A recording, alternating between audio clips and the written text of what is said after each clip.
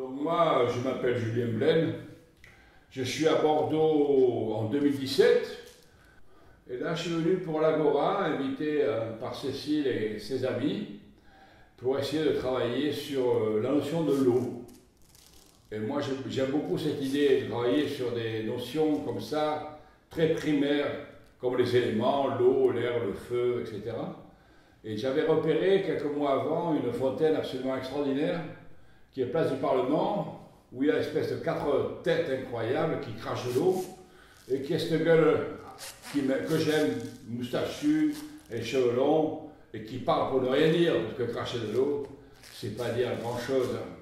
Voilà, et depuis très longtemps, j'avais l'idée de refaire des choses très rituelles et très primaires, très proches d'un animisme personnel, pas un animisme qui serait religieux du genre monothéisme, mais un animisme que chacun peut refaire et reprendre à son compte.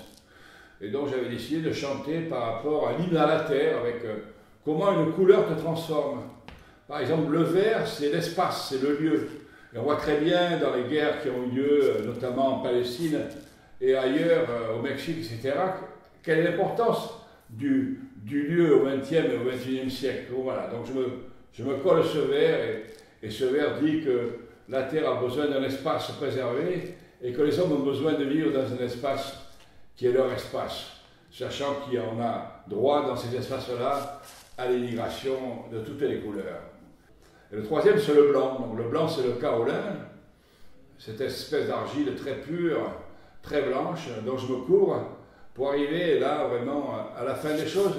C'est-à-dire le blanc, c'est le funèbre, c'est la mort, voilà. Et donc je suis dans ces 3 couleurs-là, avec des chants qui sont un hymne à la planète Terre, qui sont donc ce vert, ce rouge et ce blanc.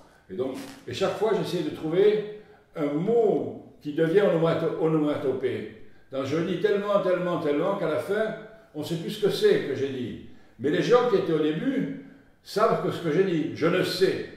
Ça veut dire je ne sais pas. Mais je le prononçais tellement que je dis je le sais, je le sais, je le sais. Et petit à petit, cette phrase devient une onomatopée. Et à la fin, je pars comme ça, sur y aller. Il faut y aller. Il faut y aller, on ne sait pas où, mais il faut y aller. Y aller, y aller, y aller, y aller. Et hop, ça redevient en effet à nouveau une onomatopée.